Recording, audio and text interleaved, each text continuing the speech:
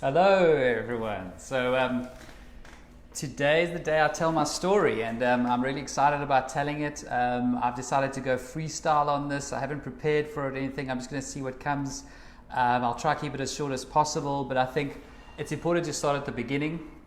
Where if I look at my childhood, I was always the what if person, and what I mean by that is there was this fear of what if something went wrong. So if my parents were coming home later than I expected, what if there was an accident? If I was on the sports field, what if I missed the shot? If I was studying for an exam later on, what if that particular question that I didn't study came up, and what if it was highly weighted? It was what if. There was this scarcity mindset, and I remember having it my entire life. I mean, when I finished school, I got a tongue-in-cheek award saying Looking on the Bright Side award, which was being sarcastic because I clearly didn't do that. The one positive was I did, because I was panicking all the time, I did pretty well at school. So I got into chiropractic school and I studied chiropractic. I came out and I decided to go over to the UK. I ended up in a practice where I would work under a mentor. And I thought to myself, wow, this could be pretty easy for me. I'll work with this guy for a while. I didn't take it too seriously. Maybe have a bit of a holiday, some traveling, and then 6 months later I'll come back down to South Africa. A little while later, the mentor left. And suddenly I was there on my own. I didn't own the practice. There was a practice owner, but he wasn't a chiropractor himself. And I went up to him and I said, well, listen, we better find somebody to help me with this. So, I'm not ready to run a practice. And he said, no, you are. I will put you in touch with mentors, with coaches, whatever it is that you need. I believe that you can take this practice forward. So after a lot of discussion and a lot of fear, I decided, okay, let's do this. So long story short, I travel around a lot. I was coached and trained by some amazing people. And the practice started to grow. And I mean, at one point, it was an ultra successful practice, one of the busiest probably in the UK at that stage. And I remember a day particularly when I didn't work on Fridays. So on Fridays was my shopping day. So I was like that scene in Pretty Woman, walking down in between the stores with all my bags of clothes. I was making good money. I was able to travel. I had externally everything that I thought I would need, but I had this feeling of, is this it? I didn't have that feeling I thought I would have. That feeling of contentment, of happiness, excitement, fulfillment. I didn't have it.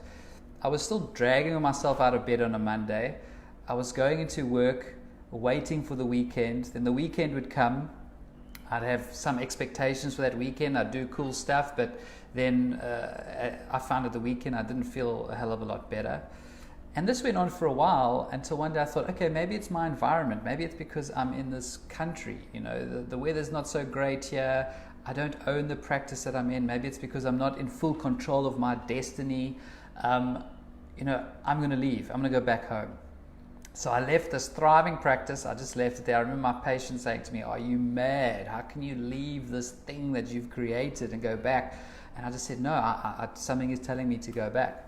So I came back to South Africa. I moved to Cape Town, and I started my own practice.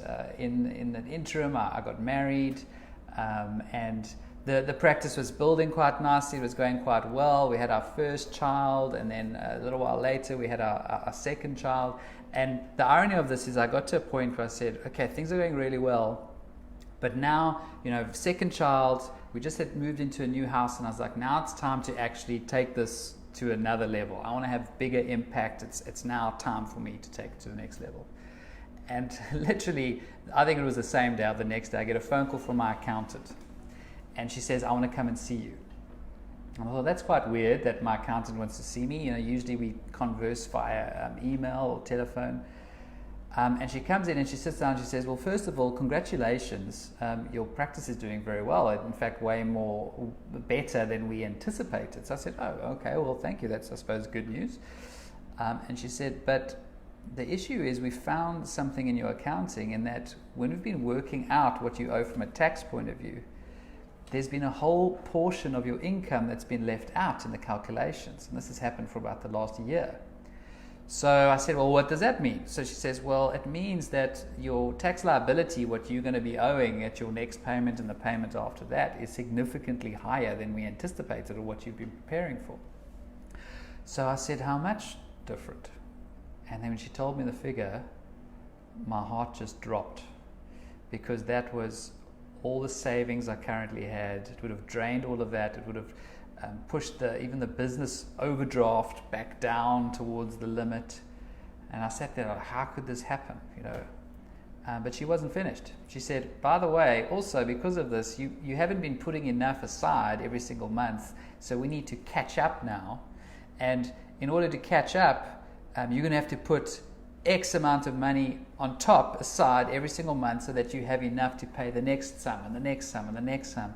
And suddenly, the amount of money I had to put aside was just extraordinary to catch up. So in 24 hours, I went from being pretty financially secure and comfortable and things were going pretty well to complete emergency mode. I mean, it was panic, anxiety. That mindset I had, that scarcity mindset, just went through the roof. I wasn't sleeping. I wasn't talking to my wife really about it in detail because I was protecting her from it. I thought, I'm a man, I'm going to take this on, I'm going to protect her. Hey Natalie. This process went on for, I'd say after about 6 months, it really got to a head. Marriage was taking strain. I wasn't present with my children because it was just anxiety. How are we going to get through this? How are we going to get through this? How are we going to get through this? When I was really at rock bottom, I walked past my bookcase. Now, self-development's always been an interest of mine. And in England, I had bookshelves of this stuff. Everything from the Eckhart Tolles to the Deepak Chopras to the John DeMartinis. I'd read hundreds and hundreds of books. And it was all this, I enjoyed them, but it didn't actually change what I did the next day. I had an idea of all these things and I enjoyed reading it, but it didn't really make a change. And then one day when I was really at a low point, I walked past the bookcase and I said, I'm gonna try this again. I'm actually going to start grabbing these books and I'm going to start reading it. And I think the first one I actually picked out was The Secret, on the law of attraction. And I'd read it before. I've watched the DVD. I really enjoyed it. So I paged through it and it actually made me feel a bit better. It just gave me a bit of relief from this tension that I was feeling on, but it didn't change my mindset at all. But then somebody said something which made me think. He spoke about how when he read a book, he didn't just read a book, he studied it. Once he found something that had wisdom in it, he studied it as if he was studying for an exam. And I thought, wow, maybe that's the thing. Maybe I've just been glancing over these concepts. Maybe I must study this stuff. So I grabbed a couple of books and I started studying them, not just reading them, pen, paper, studying them. And I went through many different directions and to speed up the story a bit, got to a point where I was on the Tony Robbins kind of thing and watching a lot of his stuff and going through some of his processes. I went through his morning routine every morning. And then the one day in my morning routine, I was in a state of a meditation and this thing flashed in my head and it said, Robbie, your purpose is to help people to stop suffering and actually create a fulfilling life, to stop people from going through how you are feeling now. And I had a real emotional kind of reaction when I said that to myself. And then another thought flashed in my mind and it said, but you need an inspired partnership. You need to work with somebody that can help you, mentor you, somebody that maybe got a similar background to you, but a bit further down the line, because you can't do this on your own anymore. You need some help. And so a couple of days went by and literally the next week, a patient walks into my practice. His name's Michael. And I knew he was German, I knew he was an entrepreneur, but not much else. And he lies down and we start talking and he talks about his background and he says, he's had multiple businesses and his energy was just different to anybody I'd ever met. And he had multiple businesses, but his recent one, which he's in the process of selling, is a healthcare clinic, and it helps people change their lifestyle so that they can overcome chronic illness. And I thought, wow, that's interesting. That's basically what's my background's been. I've always tried to help people doing that, so that's a coincidence. And then through conversation, I mentioned the name Tony Robbins, and he says to me, oh, do you like Tony Robbins? I said, well, funny you should say that. The last few weeks, I've really been engrossed in his work. So he says, well, I I've been studying Tony Robbins for years. I've been coached by Tony Robbins. I've been coached by his son. I've been all over the world to his seminars. Tony Robbins is a big mentor of mine. And I thought to myself, whoa, this is getting weird. So he owns a clinic for chronic illness, and now he's been mentored by Tony Robbins, and he's got this weird kind of different energy about him. So I say, okay, I want to go to lunch to you. So we go to lunch. We sit down, and within 5 minutes, I can tell this guy is functioning at a completely different level, even compared to the people I'd worked with in the UK.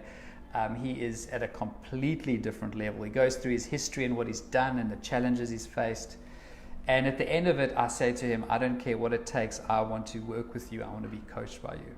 And he says, oh, you know what?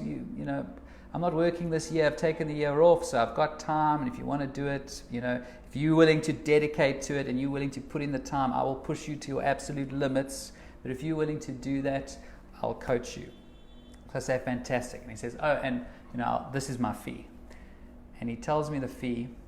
And I just recovered from this issue with the catching up with the tax. And I just lifted my head above water. It was probably 2 months into feeling slightly better about this stuff. And he slaps me with his fee, which to me was a lot of money. Now I'm like, oh my goodness, not only am I going to have to dedicate so much time and effort into this, it's going to financially put me down in that stress response again. So I go home and I talk to my wife about it, and her first thing is exactly what our mind was. Are you mad? We've just come out of this. How can we go back into this cauldron of stress again? But then a day or two later, she comes up to me and she says, look, this is your dream. I can see it. I can see a change in you already. We must do this, whatever it takes. So I say, let's do this, and we start.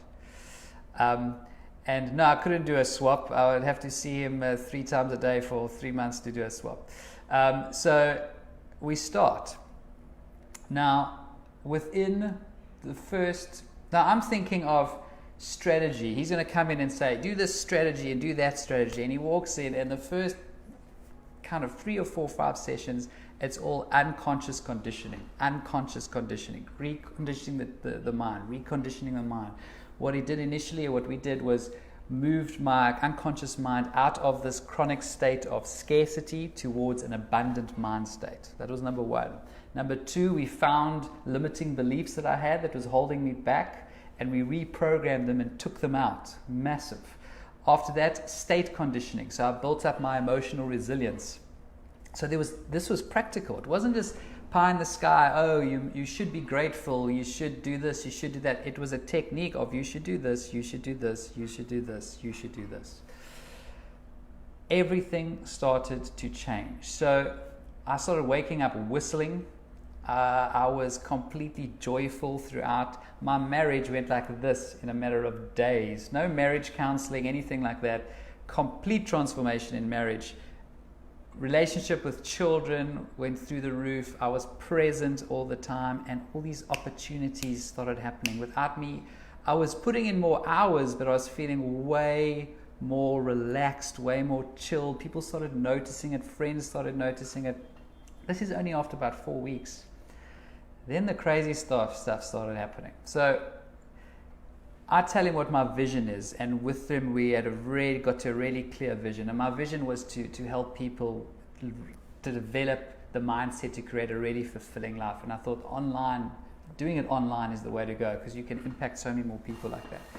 So now I must go research some online people that know what they're doing. The first guy I came across was a guy called Tai Lopez. Now, he's big in the online space, a lot of education around business and money and things like that. But I was just following him to see how he did things. So he's a big name. So Tai Lopez, number 1. Then Michael said to me, no, you've got to read a guy called Russell Brunson. He's done something called ClickFunnels, which is massive in the online space. And typical Michael style, get the book tomorrow, have it read in the next 4 days. I'll see you then. So, okay, got his book, read it. And at the time, I was thinking to myself, fulfillment. I mean, do people even care about that? It's quite niche. There's probably only a small subset of people that care about feeling this is incorrect by the way, care about feeling like really fulfilled and joyful every single day while they're building the life of their dreams. So I had some issues with that. But then I read in the front of the book about this guy called Jacob who developed a big online empire teaching people how to jump high up. So teaching people how to dunk a basketball. And he had this huge empire around it. And I thought to myself, wow, if this guy can find a niche like that and create something amazing, surely I will find my niche, my people that are interested in what I'm interested in. So I'm reading about this. About a week goes by. I'm at the practice and the guy walks in. He's American. And he sits down and I say, hey, how you doing? I start making some small talk. And I say, so what do you do for a living? Because he's written trainer in his form. So he says, I teach people how to jump higher. So I stop and I put the pen down and I say, do you know Russell Brunson? He says, yeah, he's a good friend of mine. How do you know that? So I said, are you Jacob Hiller? So he says, yes, I am. So I'm like, I can't believe this. I've been reading about you for about the past 2 weeks. And he goes, hi, isn't that funny? I was just he says, I'm living in South Africa now. I've been here for 2 years. I just walked past your practice, saw the name, and I thought I'd pop in. And I'm like, well, okay. So next, Jacob, you and me are going to lunch. So we go to lunch, we get on really well, we start talking about all these things, a couple of opportunities come up, and he starts giving me advice on certain things. And the story carries on, and I don't have time to go through it, but just opportunity, opportunity, opportunity. And it gets worse. So what I didn't realize is on the same day I had seen a couple in the practice, American guy and a British woman. And when I spoke to them, I was aware they were into an online business. I think she said she had an online clothing business. And I was seeing Jacob, talking to him pretty regularly, and then I was seeing these two, but didn't think much of it until one day I said, listen, how did you get into online clothing sales? And she said, well, we used to work with a guy and we helped him kind of with his online marketing. So I said, oh, what's the guy's name? And she says, Ty Lopez. So she said, he's actually best man at my wedding in a few months. And I just thought, oh my goodness. This all happened in a matter of weeks. And so the journey continues. But what basically the epiphany I had from this is that your external environment doesn't control how you feel inside. What you've got to do is work on how you feel inside, and then your external environment follows that. And this is what I was doing, is instead of just listening to philosophy or anything like that, I had learned a sequence of things to train the unconscious mind to view things in a certain way. And not only was I happier and more productive and my marriage got better and the rest of it, but opportunities actually started coming out of thin air. And like I say, the journey's still continuing, so I'll let you know. But that is my backstory, the maybe short version, long version.